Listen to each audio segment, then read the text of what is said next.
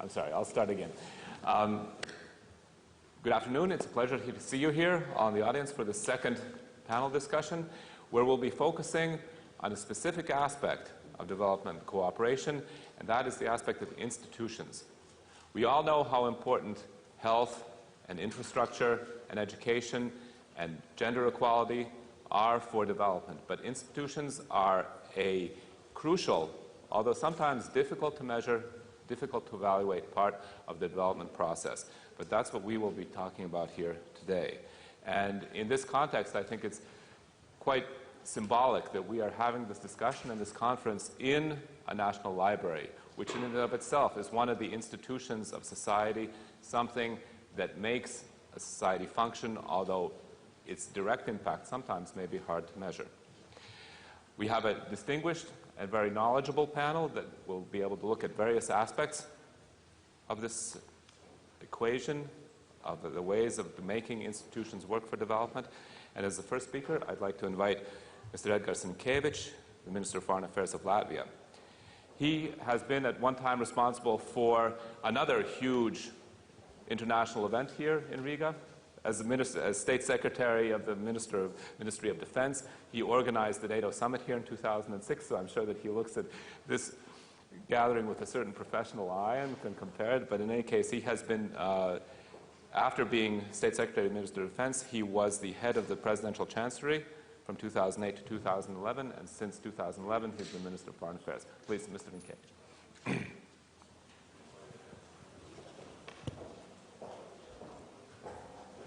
Well, it works. Thank you very much, and I'm very happy to see that the people after lunch are coming, and there is, even after lunch, a great interest to continue the discussion on development assistance on some particular key aspects of development assistance and priorities. I will not repeat what most probably has been said many times already, discussing this issue here in panels, as well as we just finished a very good exchange during our high-level lunch on how to finance post-2015 development assistance programs, what would be also key challenges and what we should actually achieve through more efficient policies. Let me just probably in couple of minutes outline some of priorities that Latvian presidency of the European Union is going to work on when it comes to development assistance in close cooperation with the Commission, with the Commissioner in charge of development assistance. The first and foremost task of all of us during the first half of 2015 is to achieve consensus within the European Union on our position in the general debate in the United Nations on post-2015 development goals. Italian presidency already had a very notable progress, but we will have to complete the overall policy formulation process. From our point of view, from Latvia's point of view, we see that we need to have three distinct elements outlined in EU policies. And I gather that there is going to be discussion during informal and formal development ministers' meetings, but we will provide the input, and we consider that the first key issue that has to be addressed when it comes to development assistance to countries and nations that need development, that is concentration on public administration, rule of law. Because what we have seen recently, unfortunately, not all financial means we are providing to different regions, different countries, actually get to the end of receiving line.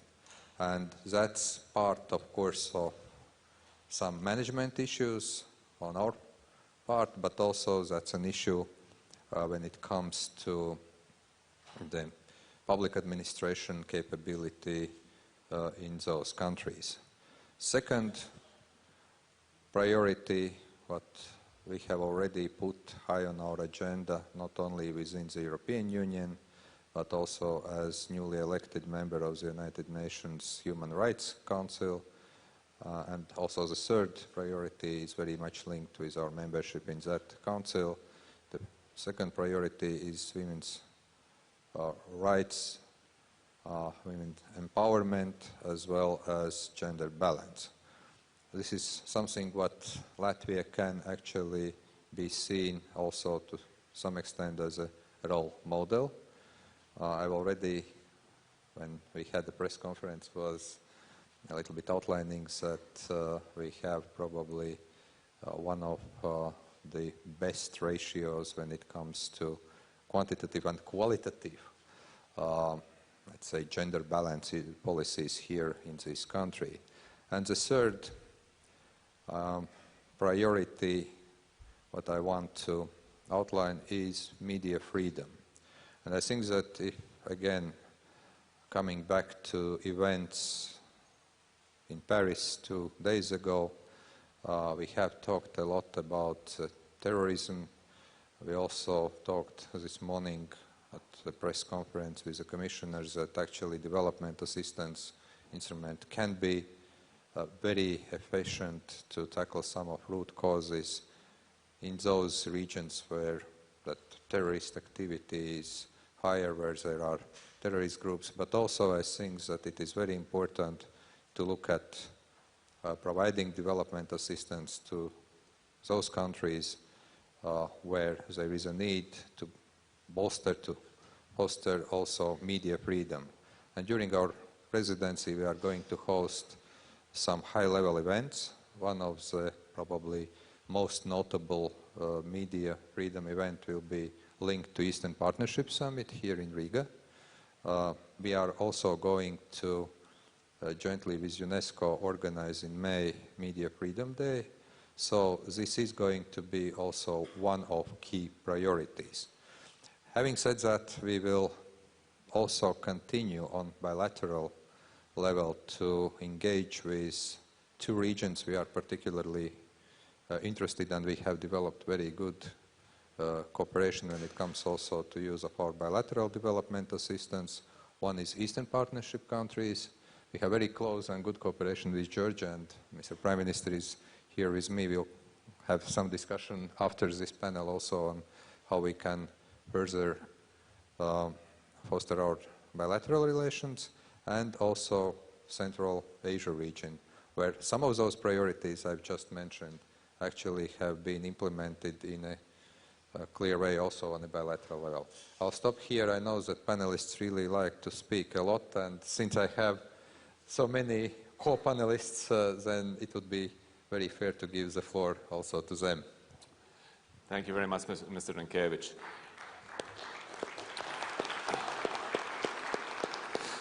Our next speaker will be the point man on the European Commission for Cooperation and Development. He is Neven Mimica, the European Commissioner for International Cooperation and Development.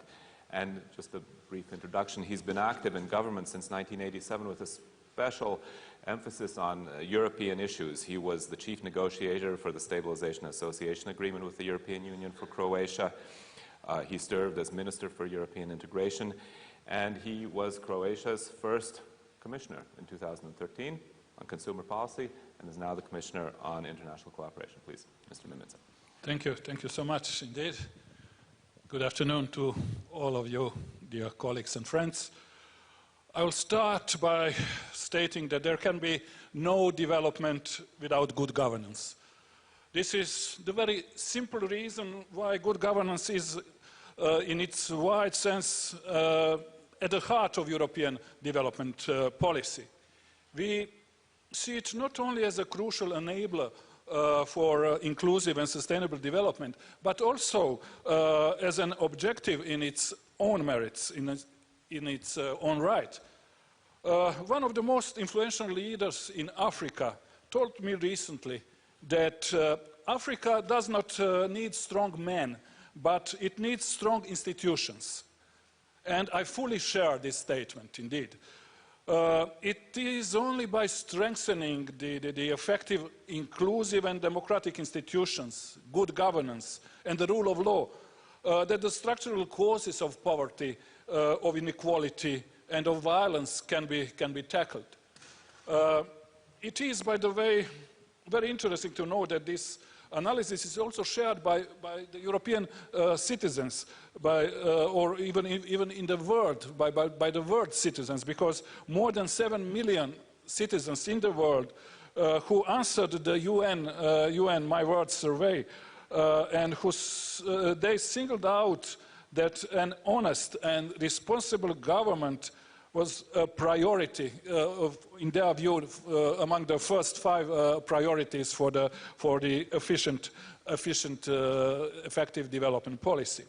So the European Union has consistently and strongly advocated for the inclusion of those issues in the post-2015 development agenda, and we shall continue to do so in the forthcoming negotiations into the UN-led process. Not for the sake of lecturing our partners or other partners, but because, I repeat, and I really insist, I believe in it, there can be no development without good governance. Therefore, good governance will be one of the priorities, one of the negotiating positions that we would like to be very clearly translated into the text of the new development agenda, sustainable development agenda. We need to ensure that institutions are legitimate, accountable, that they are efficient, and act in accordance with the rule of law. This is key to achieve real change, but also to ensure that all, including the most marginalized and most vulnerable, are protected and empowered.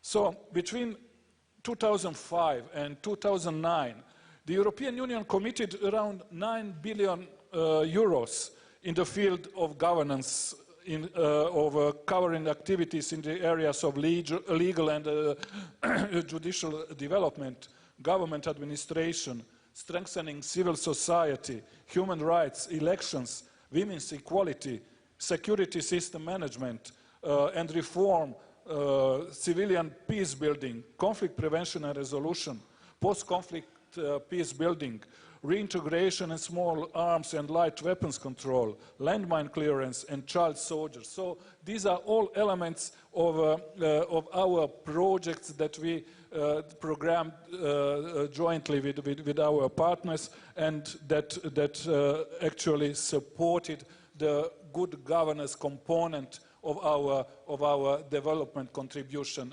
to our development partners. In the next 7 years period, 2014-2020, the level of commitments to that goals of good governance will remain the same. So on some more illustrative examples, for instance in Central Asia, because Central Asia is one of the regional priorities of the Latvian presidency, we have also a good record, I would say, of supporting, of encouraging, of co-financing the good governance project, representing over 70% of the overall European Union aid to this region. So at bilateral level, we are engaged in Kazakhstan, in judicial system development, in Kyrgyzstan. We manage a large rule of law program. Also in Turkmenistan, Tajikistan, we supported the reinforcement of public finance management system. So we have also regional programs in Central Asia, EU Central Asia, rule of law initiative is underway, and we really, I really do hope that by managing, by making these programs operational, we shall contribute to this priority, regional priority of the Latvian presidency, to have an engaged Europe as a global actor. For the future, this will continue not only, of course, for the Central Asia, but especially we would like to strengthen our contribution to the good governance in many other regions, especially in ACP countries, especially in Africa, under our European Development Fund, because we are aware that it's more and more not so much about financing the development. It's about promoting and having right policies, good governance. Because if there is a good governance, then good governance, good policy could direct, could attract, could steer all other sources or means of implementation of policies, including private investments and other contributors to the development. But the bad policies cannot be compensated by any money. There is no possibility to collect such amount of money and to direct them into development as an efficient mean of implementation if there is a bad policy that actually spoils everything in the development area. So in that context, I would really like the European Union and its member states to remain not only the biggest donor, but the best donor, the most efficient donor that really tackles the root causes and the most urgent development needs, good governance being one of them. Okay. Thank you, Mr. Mimica. As I'm sure you've heard, the Eastern Partnership is one of the focuses of both the Latvian presidency and of Latvian development cooperation. There will be a big summit on the Eastern Partnership in Latvia in May, and so it's entirely proper and right that we have a representative from one of the Eastern Partnership countries, the Prime Minister of Georgia, Mr. Irakli Garibashvili. He studied political science at the Sorbonne and was one of the founding members of the party Georgia Dream in 2012. And after they won the elections, he was Minister of Internal Affairs from 2012 to 2013, after which he became Prime Minister. Mr. Garibashvili, please.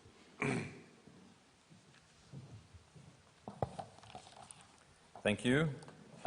Excellencies, dear colleagues, ladies and gentlemen, first of all, it is an honor and a privilege to be here today. Over the coming 6 months, the Latvian presidency of the European Union has many important issues on its agenda.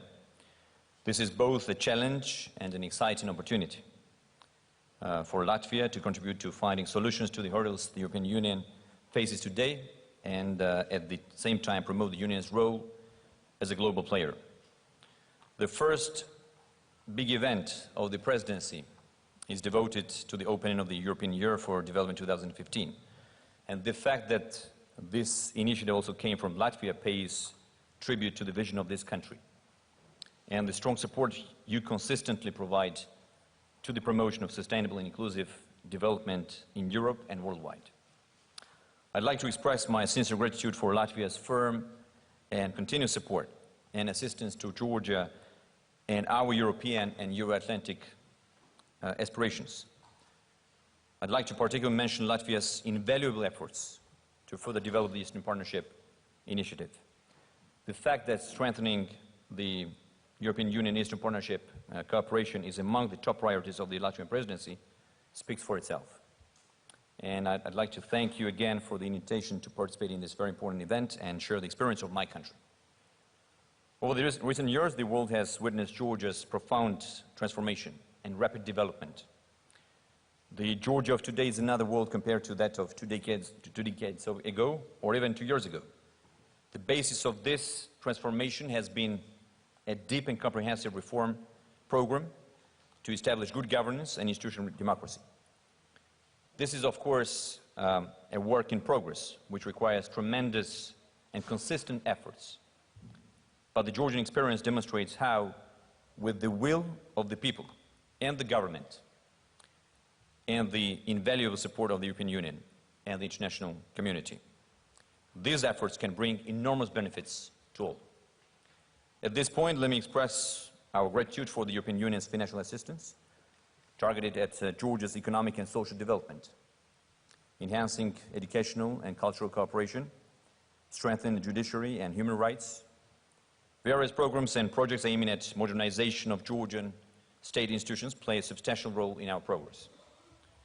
And with the support of the European Union and the wider international community, we have taken concrete steps to effectively break the vicious cycle of government corruption, impunity, and an economy that only benefited a few.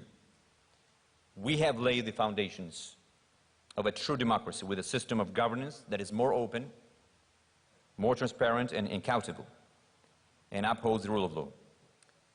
We have strengthened the democratic institutions and established stronger checks and balances.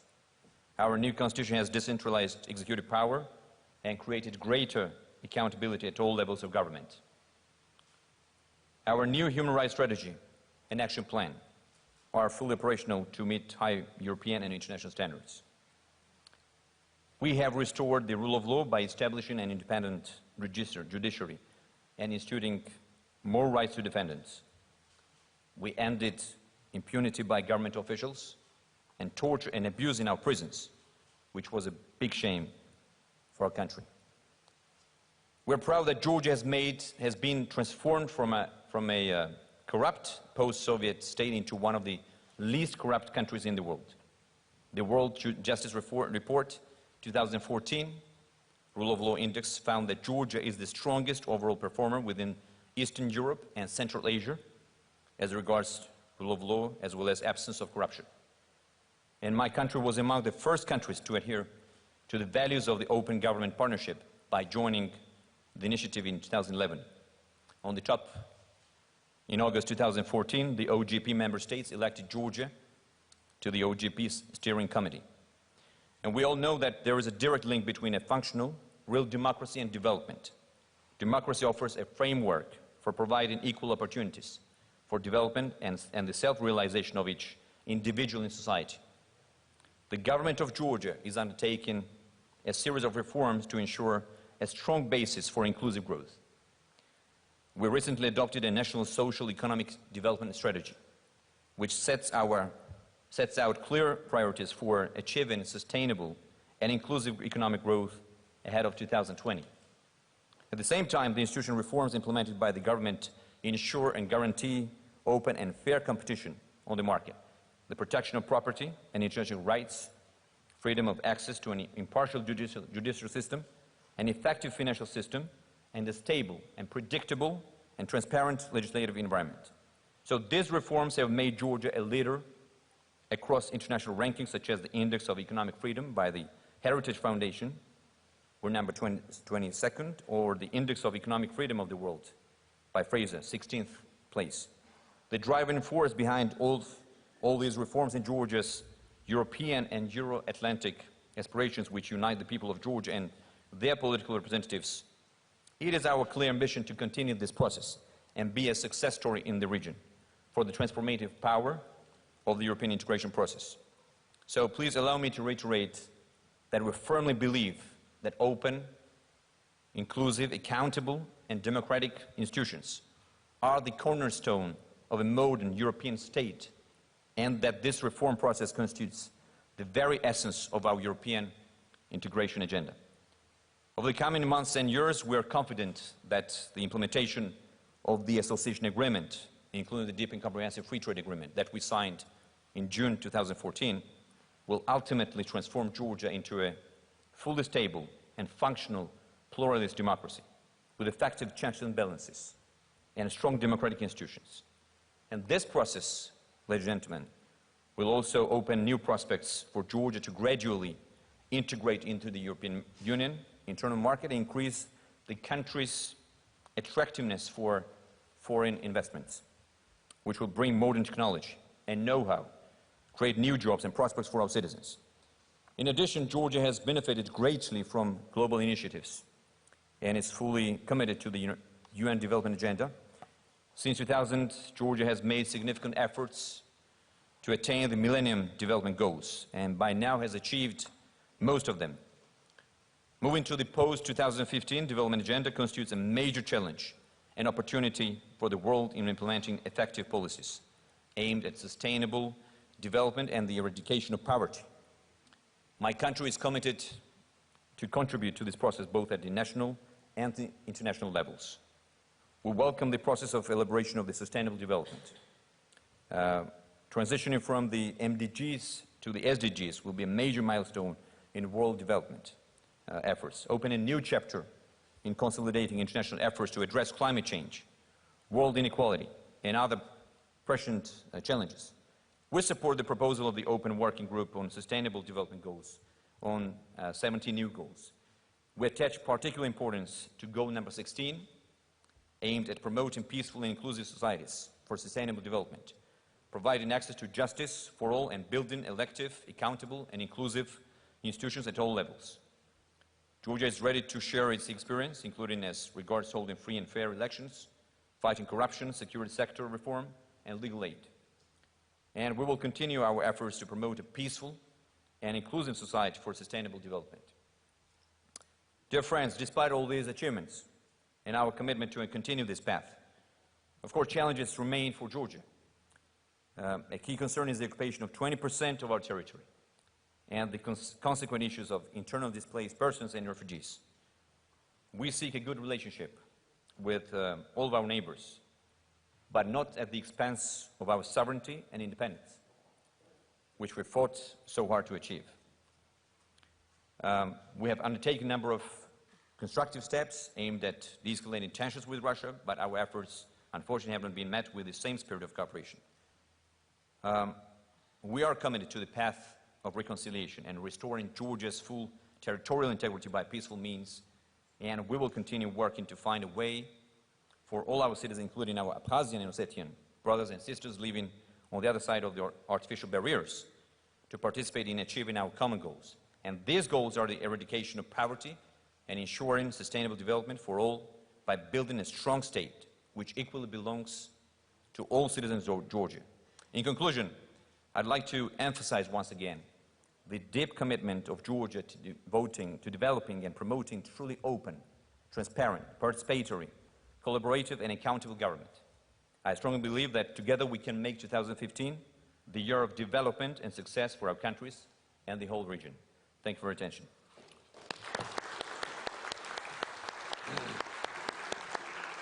Thank you, Mr. Garibashvili. At this point, I would like to remind everybody who is watching on the live stream and people in the audience that it is possible to submit questions to the panelists via Twitter at hashtag EYD2105, European Year of Development 2015.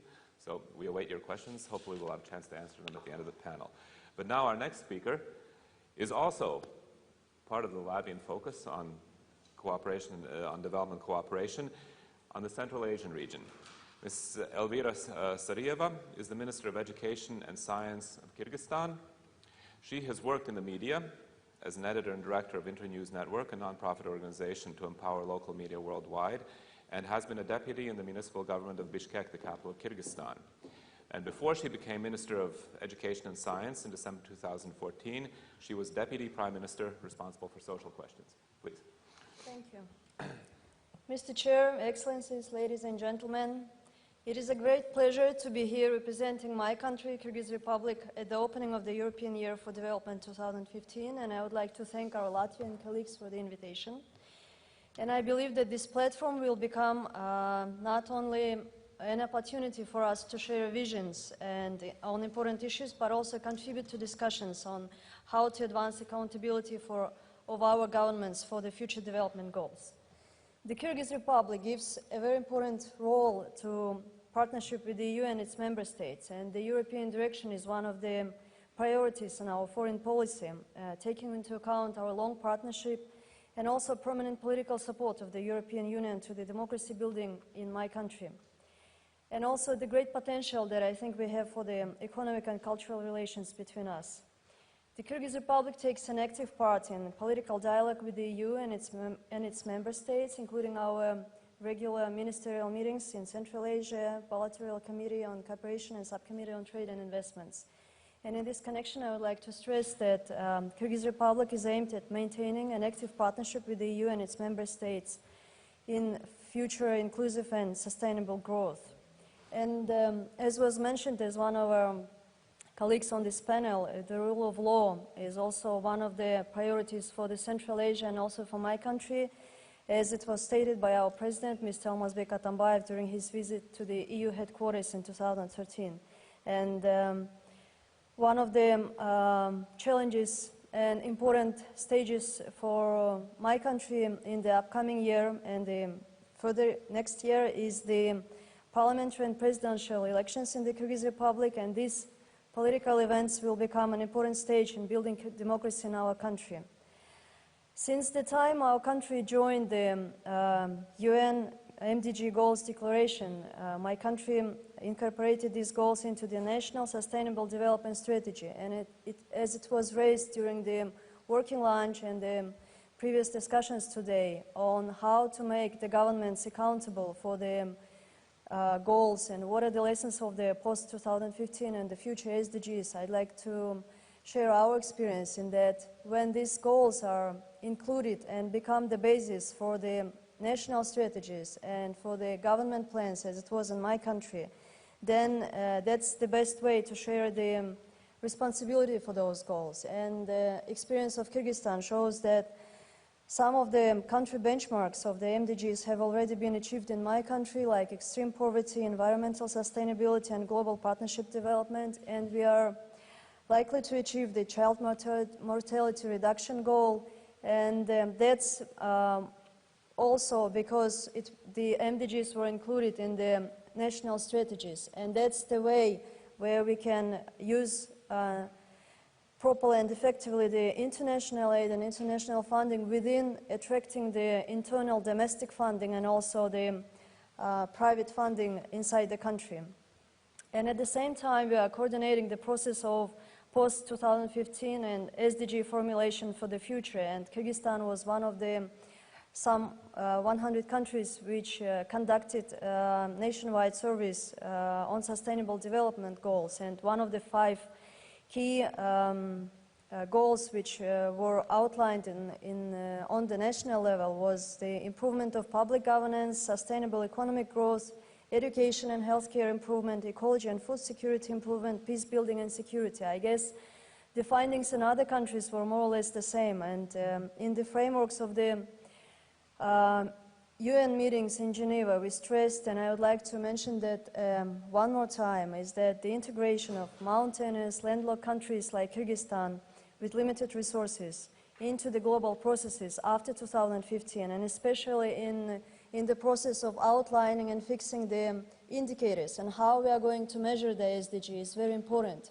because especially taking into account that in Kyrgyzstan we use the MDGs as the basis for our national strategies, and it goes throughout as the red line.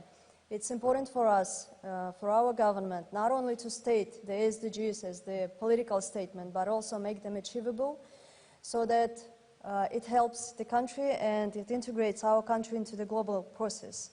And with this, I'd like to stress one more time that the government of the Kyrgyz Republic stresses an importance of increasing the potential and effectiveness of state institutions, and importance of integrating the SDGs into the national strategies, and that is one of the ways how we can make the SDGs and all the future goals implemented, and so that it helps the countries like ours and helps the world to make it a better place. Thank you. Thank you, Ms. Sarieva. I think nobody has more experience in development work than the United Nations Development Program, and so it's very fitting and proper that we have a representative from that organization here, Ms. Cihan Sultanoğlu. She is the Assistant Administrator and Director of the Regional Bureau for Europe and the Commonwealth of Independent States of the UNDP, and was appointed to that office in April of 2012 by the Secretary General of the United Nations. But she also has experience in our region. She was the UNDP Deputy Representative, the representative in Lithuania and in Belarus, and before that she was Deputy Representative in Morocco. So she has wide experience, which I'm sure we will be happy to listen to. Please share it with us. Ms. Sultanoğlu.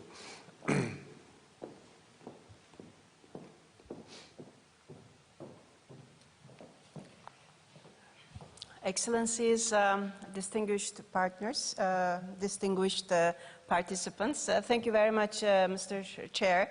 I would like to thank, first of all, the EU Presidency of Latvia to give me this opportunity to speak this afternoon, but also, in fact, to be in the region again. You know, to be in this cold weather really motivates me, energizes me. So it's great to be here. It's wonderful. I certainly would like to underscore the importance of the topic that we are discussing today for the United Nations Development Program.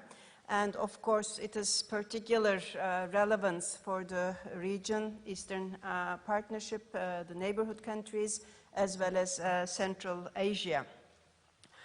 Certainly, sustainable development goals and the role of governance in their implementation is absolutely critical if we want to achieve the next stage of our common development agenda. 2015 is the year of opening a new chapter in development area. It's a critical year of transition from the MDGs to the Sustainable Development Goals. In many ways, as we have been hearing since the morning, the new post-2015 agenda is actually much bolder and much more ambitious. In addition to the three dimensions of sustainable development, social progress, economic growth, and protection and preservation of the environment, the new development agenda introduces critical issues of peace and security, rule of law, good governance, democratic institutions, and human rights for all. These elements, in a way, help provide the glue that will help us indeed to have the future that we want. The new development agenda is also characterized by three distinct features, which are critical to this particular panel discussion. And these features were less prominent in the MDG framework. First of all, the post-2015 development agenda introduces a much stronger focus on implementation. Along with financial resources, there is an emphasis on softer means of implementation. These are about partnerships, the role of different stakeholders, such as the civil society, academia, media, research institutions, the role of the private sector, and many, many others. These were the focus of the post-2015 consultations, the second level that took place in 2014. In the region of Eastern Europe and Central Asia, 12 countries had these in-depth discussions, and about 300,000 people physically participated in such consultations. Now, we have heard that people want effective and strong institutions to be able to design and implement policies that are essential for advancing sustainable development. A lot is already being done. For example, the Prime Minister is here in Georgia, together with the government, the EU and UNDP work together to increase the capacities of the Central Electoral Commission. And we have actually seen, I hope the Prime Minister will agree, good results out of that process. In Kyrgyzstan, Moldova and Turkmenistan, the consultations, national consultations, have shown that it is necessary to further strengthen the capacities of institutions in order to ensure that sustainable development goals will be effectively interlinked and integrated with national strategies and national policies. In Moldova, at the end of February, the government is co-hosting, together with Germany, a global consultation precisely on this issue, on the capacity of institutions and how to strengthen them. I'm sure that, in fact, it's one of the final global consultations, will help us to move even more towards the goal that we want. Now, accountability of the governments, transparent decision making, the sharing of results of different policies, those are all very critical if we are talking about good governance. People want greater transparency, people want better access to information and open data to be able to monitor what is happening. There are obvious synergies in the sense between the EU priorities, post-2015 development agenda, and UNDP's own strategic goals. European integration and unprecedented institutional transformation across countries that have joined the EU or that are on the path of association with the EU is proof that with proper policies, with proper accountability mechanisms, proper indicators to monitor development, as well as strong leadership, it is possible to achieve effective and quick transformational change. For example, in Montenegro, the government mechanisms were assessed when it comes to key accountability structures to see how they will function in implementation of the future sustainable development goals. This, at the same time, is helping Montenegro in their EU integration, EU accession process. Third, the post-2015 development agenda, maybe this is a Freudian slip, post-development. We have to achieve, indeed, beyond development. The post-2015 agenda calls for increased transparency and broader public engagement. Commissioner Mimica already mentioned that one of the top, in fact, priorities that we heard from the people on the post-2015 development agenda was the fact that they want honest and responsible government. The United Nations and UNDP, as part of the UN family, has worked in a variety of ways to promote greater openness, more inclusion in political processes, in particular women's participation in political systems, and greater respect for human rights. Countries in the region actually have achieved quite a significant number of results already. Regional integration, in this sense, was an important driver for change in those countries, and it should be promoted globally. In Eastern Partnership countries, we have seen, in fact, much significant progress in modernizing the relationship between citizens and states. We have seen much closer openness of local authorities, local administrations to people, to the citizens, and a much, in fact, frequent public engagement. Local budgets are much more subject to increased scrutiny and popular interest. In Albania, for example, citizens' evaluation for good governance is used as a scorecard for social auditing and gender budgeting. The agreement on the new development agenda is pretty much upon us. We now have to move on to the next stage. You know, what will be the SDGs, the Sustainable Development Goals exactly, and how we will be able to operationalize them. We have seen in the past decade that the partnership between the United Nations and the European Union have resulted in, indeed, transformational change, in improving people's lives, in literally hundreds and thousands of cases. So I am very much hoping, I am confident that we will continue working together as the UN and the EU on this important agenda. And indeed, it is our world, our dignity, our future. Thank you. Thank you, Ms. Sultanoğlu. I just want to say that I've received my first question through Twitter, so I want to remind other people on live stream or in the audience that hashtag EYD 2015, it's active, and I think we will have time to pose those questions. But our last speaker is, in many ways, perhaps one of the key speakers, one of the most important ones, because we've heard so much about the role of civil society, of NGOs in development, and Tanya Cox is the Policy and Advocacy Manager of Plan International's EU office, and she conducts advocacy towards the European institutions to promote the realization of children's rights around the world, but she's also European Task Force co-chair of the Global Civil Society Campaign Beyond 2015. And so she'll be talking about the role of civil society in this development. Please, Ms. Cox.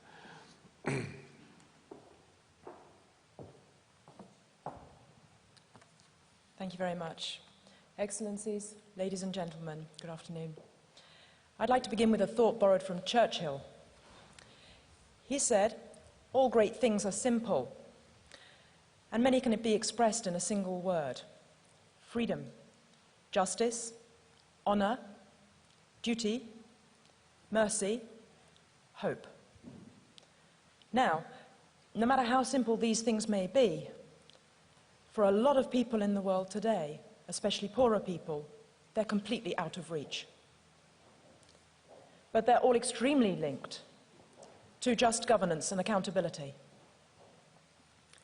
Let's not run away from the truth, nor from its implications for once.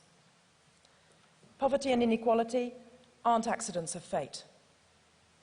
They are the results of specific power relations and policy decisions which are discriminatory, exclusionary, and unjust. When poor people are asked to define poverty, they describe it as powerlessness, voicelessness, and exclusion from decision-making. And it's not just poor people in other countries who feel like that. Even here in Europe, people are feeling pretty disenfranchised, disempowered, as though what they think doesn't really count. The economic and financial crises, which we should remember were man-made crises, and the responses to them have only made those feelings stronger. Which brings me back to governance, and why Beyond 2015 Europe considers it so important that we address the failures of governance at all levels in the post-2015 framework. Governance is about how power and authority are used to manage national and global public affairs and resources, such as economic resources and natural resources. Governance is also about whether or not people are able to engage in and influence decision-making. Weak or illegitimate governance is one of the main reasons why, in fact, the benefits of progress aren't shared equally among people. Clearly, that isn't just true at a national level. It also could be said about international governance of international processes, international institutions. So we really need to create strong, stable, democratic institutions from local to global levels that make sure that everybody's well-being is improved. Just governance is also about respecting and realizing human rights. It must be inclusive, participatory, equitable, transparent, accountable. And it must guarantee access to justice, respect the rule of law, and fight against corruption. So that's quite a tall order. And that obviously implies making quite a lot of changes at all levels and in most countries. Given that these changes are quite challenging, for some at least, those in decision-making roles have so far preferred to claim that other solutions are possible. What about a bit more growth, for example? Yeah, growth should do the trick. Well, no. Actually, it won't. And it's been proven that growth, the benefits of growth, don't trickle down, and they're not shared out fairly. So what does this mean for the post-2015 framework? How can it contribute to changing structures and processes of all forms of governance? Well, in terms of where we're at in the process right now, what's been suggested at UN level in the Open Working Group document, Goal 16, for those of you who are following the processes, it's not a bad start. And the EU's recent Council conclusions were actually rather strong on good governance and the rule of law. They recognise the importance of good governance for a transformative future framework. Even if, on the other hand, we're not quite there yet on accountability, and there's a bit of a confusion with monitoring and reporting. So, going forward, Beyond 2015 Europe believes that civil and political rights aren't a nice to have. They're a must if we want to improve governance. They're part of what we call the enabling environment. No justice is possible, no accountability is possible if no or only false information is available, and no one is able to speak out. Hence our solidarity with the Charlie Hebdo journalists right now. We very much hope that the EU and the EU's partners will be strong on civil and political rights in the post-2015 negotiations. Secondly, we need to decentralise and open up the channels of power at national and local levels, so ordinary people can have a say in decisions that concern their lives. And we need to go beyond good governance if we're going to ensure the equitable management of economic and natural resources. And at an international level, we need to make sure that all countries are represented in global governance structures, and especially in the economic and environment-related ones. Thirdly, we need to have the courage to put checks and balances in place for governments or for the private sector, so that human rights violations stop and that corruption is eliminated. Nowadays, checks and balances, or God forbid, regulation, they're dirty words. But without them, abuses of power will just spiral out of all control. We know what the abuses are, we know how and when they occur, or generally so. So let's use the opportunity of the post-2015 framework to actually do something about them. And this was what brings me now to accountability. Rigorous, independent, and appropriate accountability mechanisms from local to global levels will be an important counterpart to better governance. Because it's key that ordinary people are able to feed into these mechanisms, whether we're talking about social audits or parliamentary inquiries, a bottom-up approach has to be taken.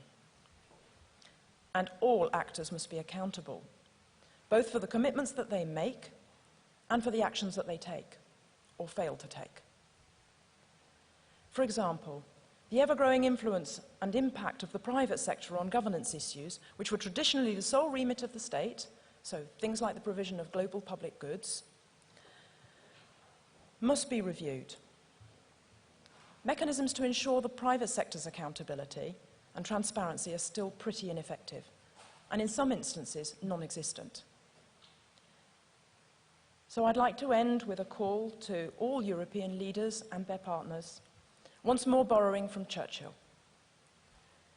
It's not enough that we do our best. Sometimes we have to do what's required. Now, with the opportunity of the post-2015 framework, is one of those moments when our best isn't good enough.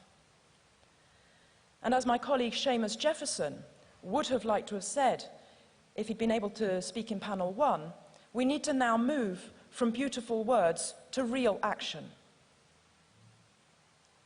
We must make just governance and accountability a reality for the billions of people around the world who don't experience those words: freedom, justice, hope. 15 years from now, everyone must have the opportunity to fulfill their dreams, their potential, and their rights. Thank you.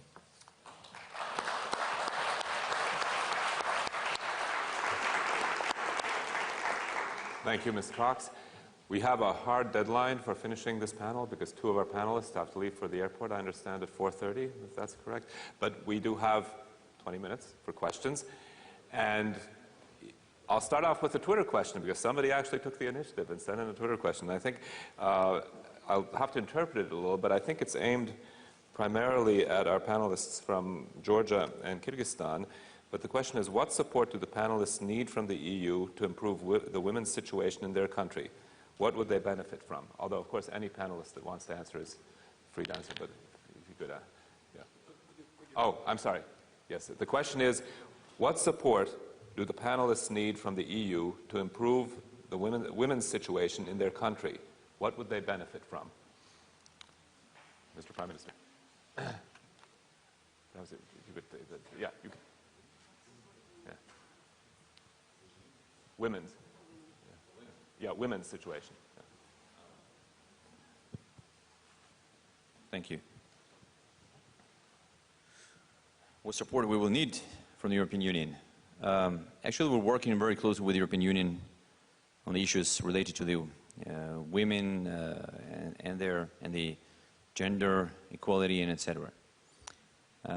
Right now, the percentage of women participating in the government is quite low in Georgia. It's like, if I'm not wrong, I think it's 12 or 13%, and I think it's a shame that it is quite low. But my government is working hard to increase this percentage, and the participation of women is really important. What I can tell you is that in my government, in my cabinet, I have 3 women only out of 19 ministers. But in my administration, about 80% of staff are women. So therefore,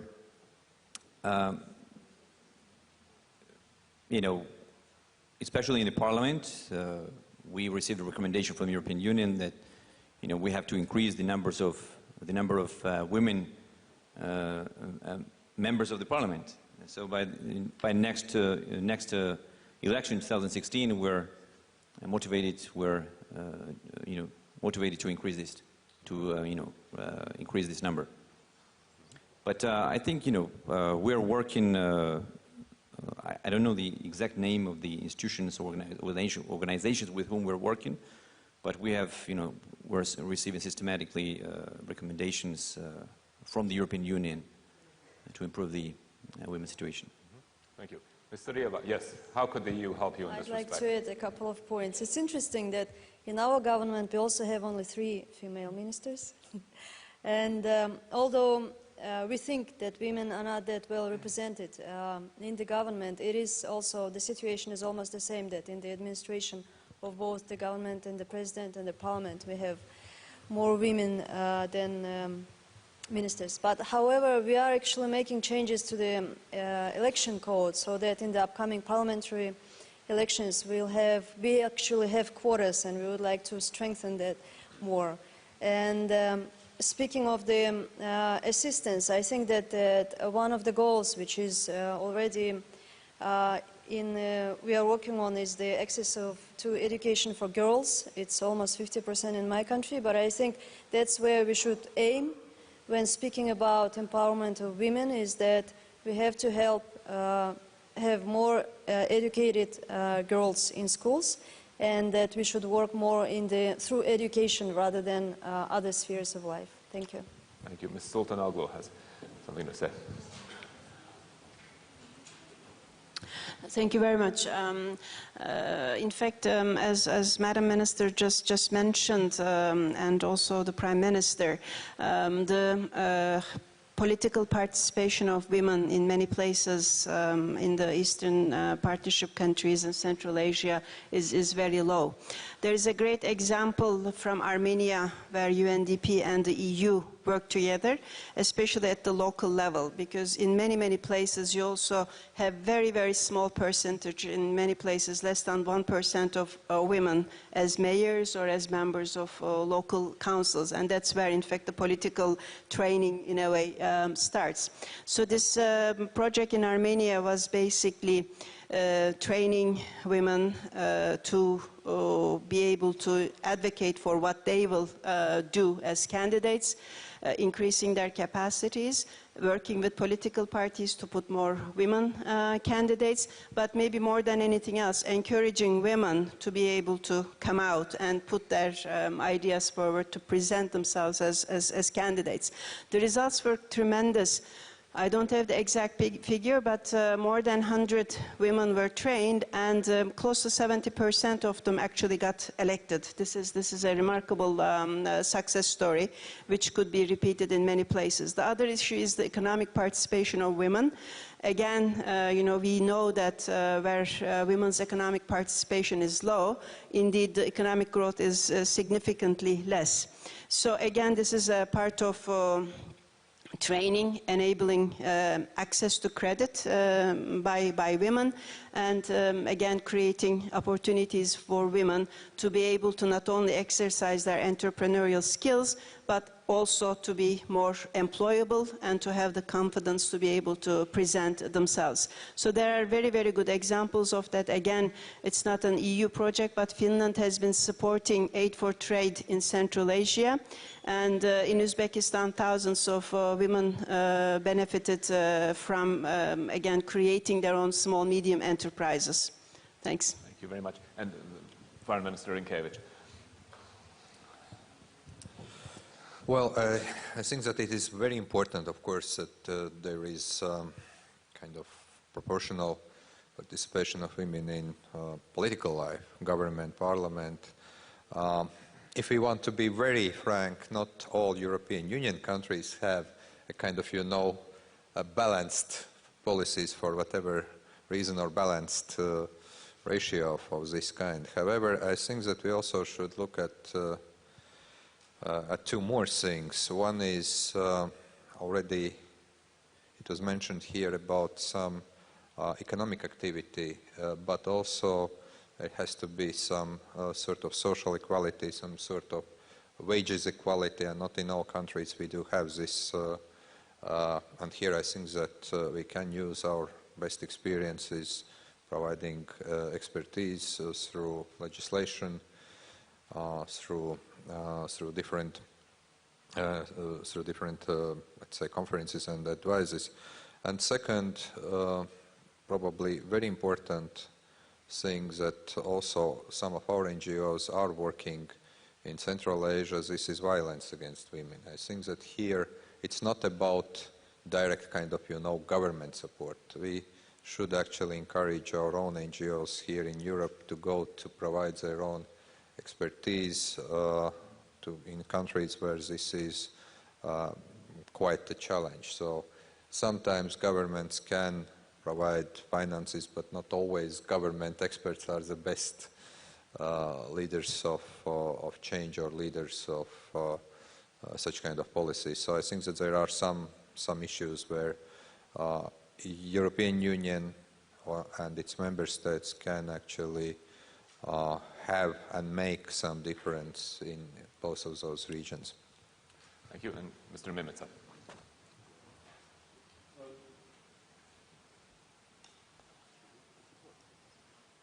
No. So for me, there are three most pressing and urgent cross-cutting issues that must be addressed in a proper way in the post-2015 agenda, but also in a concrete terms in our own development-related programs and projects. And these are gender equality or women's and girls' empowerment, inequality, especially inequalities in access to food, energy, water, and the third is good governance, human rights, democracy, rule of law, what we talked about today. So when it comes to gender equality, indeed, I would be very much enthusiastic and very much persistent on having right programs in our partner countries that would address and mitigate the very difficult situation where the women are prevented from participation in the overall economic and social life. So it's not about feminism, it's about everyday's life, everyday's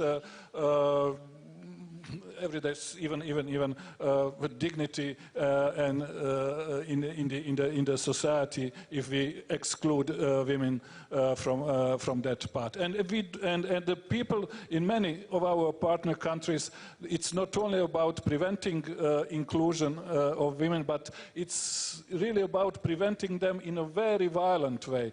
So therefore we have really to concentrate on that. The other day I told in the college meeting that I would really be let us say the most vocal male feminist in the college, and this is my task to be looking from the development commissioner's point of view. To conclude, no women, no development, no dignity. So that is the motto I would like to work upon. Ms. Cox.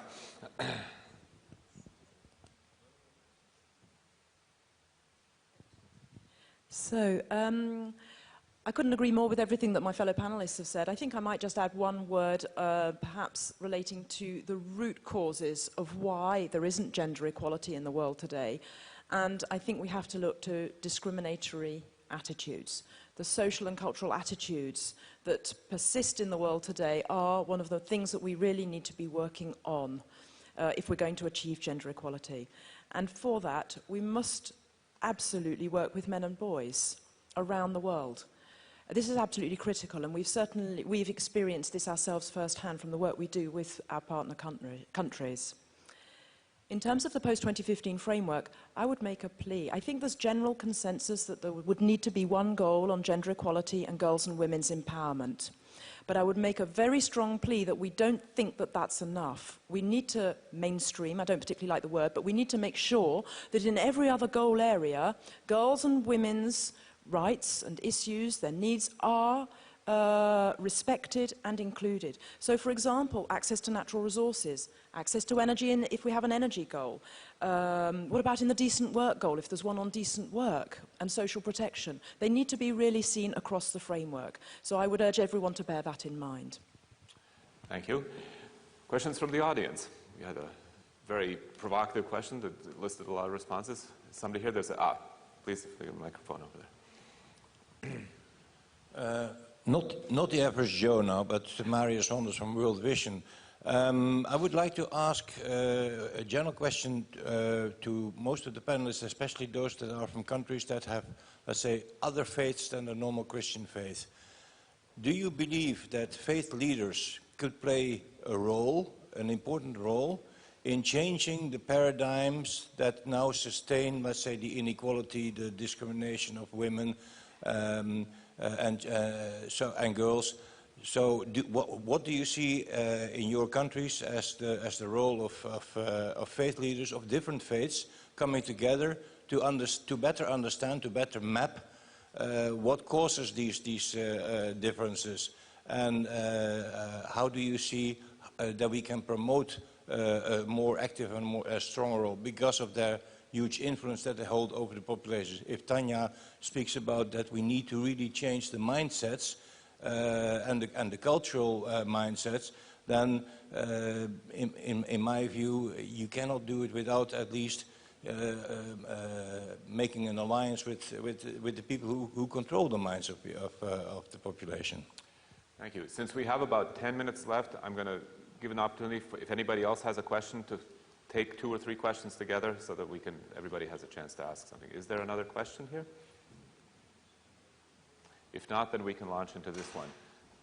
Please, I don't know who can start on this question. I don't know, perhaps.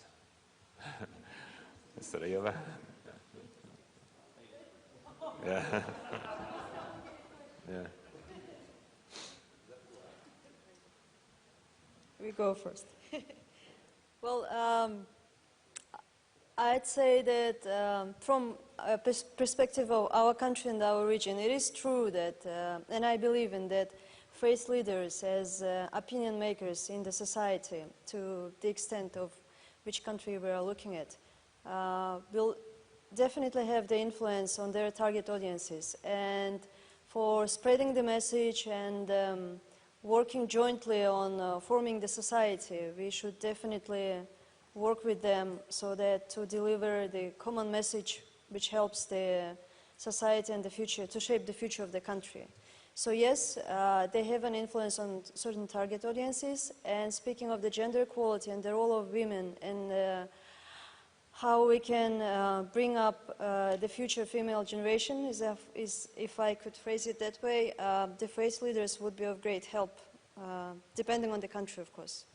Thank you. Does anyone else have something to say? Ms. Cox? I think I'd be stating the obvious, but I'll state it nonetheless. Faith leaders can come of all sorts and of all colours. You, of course, get the ones that are more enlightened, and then they are extremely supportive, extremely helpful, and they make huge changes.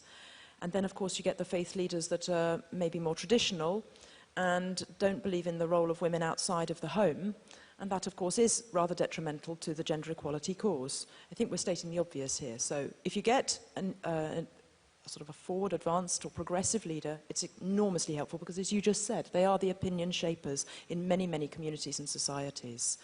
And then we would need to work with them. But I think we also need to recognize that they can hold us back. And we need to also then try to engage them and talk to them and see if we can move forward together. Any other thoughts on this question? If there are no more thoughts from the audience, I had a question to wrap up, which is about, we were talking this whole panel about institutions. Now, the Millennium Goals were characterized, and many people looked at them as being especially useful because they were very hard numbers that you could measure. Infant mortality, poverty, things like that. Institutions are much more hard to measure. They're much more hard to get a grip on in terms of, are we making progress, what the goals will look like. And so my question is for the two representatives here who will be shaping these goals and trying to see how they're followed through. How are we going to do this? How are we going to measure these institutions? And that's a question for Mr. Mimica and Ms. Sultanoğlu, if you could somehow at least map this road to a number.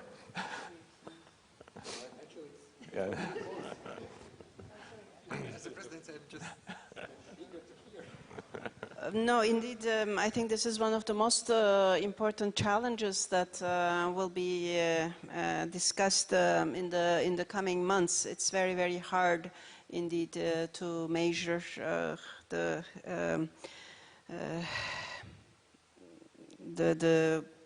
success of the institutions in the way that we want them. But that will have to be, I think, broken down into various components. You know, we talked about corruption, we talked about inclusiveness, we talked about equality, we talked about access and opportunities. And also we want to talk about, if it is services, the quality of services. So there are actually many ways of measuring that. So the challenge ahead of us is indeed to be able to come up with indicators that are going to be comprehensible and that are going to be indeed making sense. In that again sense, I think myself and Ms. Parks, we talked about also data. So importance of data is very important, is very critical. In many, many countries, we do have gaps in data. Sometimes it is not open, the information is not properly shared or not properly collected even. And this is probably one area where the United Nations can play a big role, working with the statistical departments of many countries, and also having indeed universal standards in terms of what kind of data we are looking at, how we are collecting it, how we are sharing it, with whom we are sharing it. And again, you know, this at the end of the day is our accountability. You cannot make people accountable if you don't make it clear what you are monitoring them for. And I am pretty confident at the moment. You all know, you are practitioners in this. There are 17 goals and 169 targets. So out of that, what kind of indicators we will have is the critical question that we are facing. At the same time, we still have quite a few landmarks as we go forward, and I think those landmarks will help us to be able to come up with the right set of indicators to be able to judge the effectiveness of institutions. Thanks. Thank you. Mr. Mimica.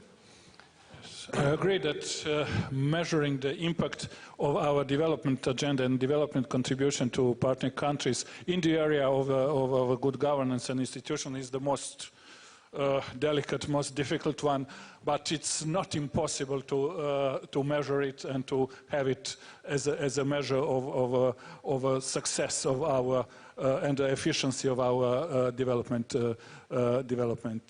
agenda. Actually, what we are finalizing right now within the Commission services is a so-called result framework, where we should try to get on board with a very concrete criteria, indicators that would assist us in measuring the impact and the contribution of our programs to a good governance or institutional building of our partner countries. And we are not alone in this endeavor, because there are some good examples of criteria or indicators coming from UN, coming from World Bank, IMF.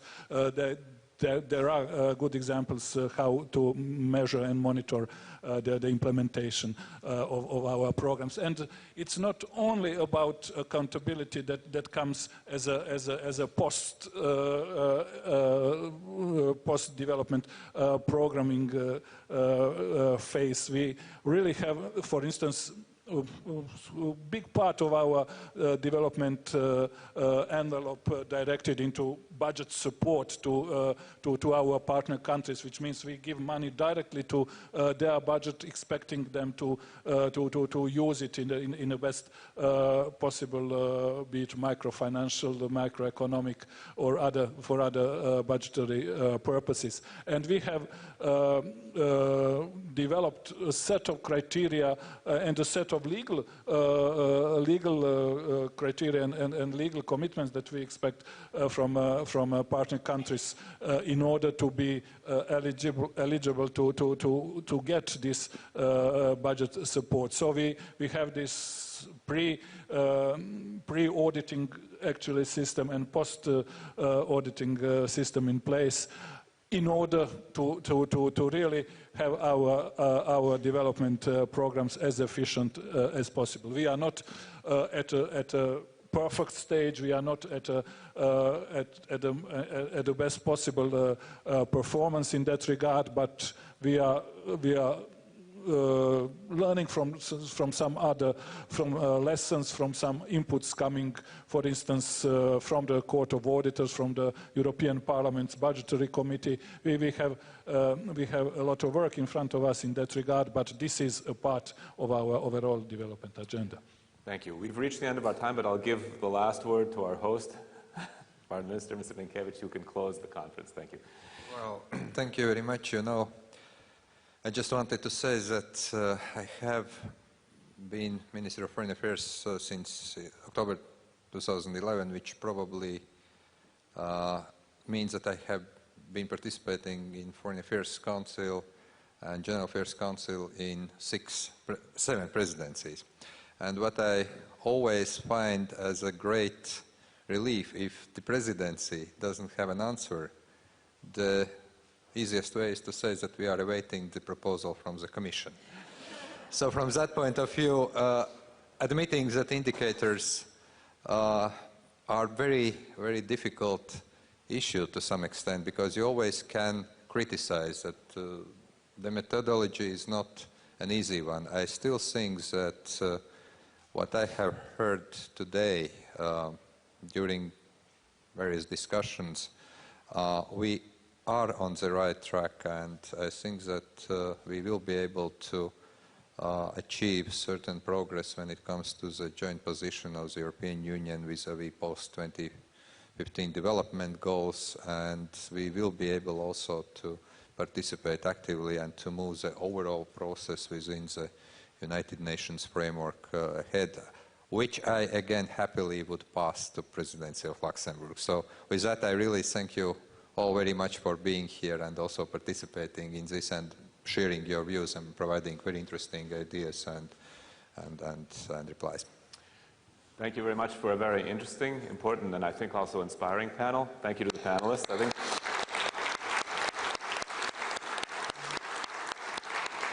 this concludes the second panel discussion. There's now a coffee break for half an hour, and at 5 o'clock we will be beginning the Kapuscinski Development Lecture, transitioning from the developing world to a developing world to a developing world by Mr. Homi Haras. That will take place here at 5 o'clock. You're all welcome then.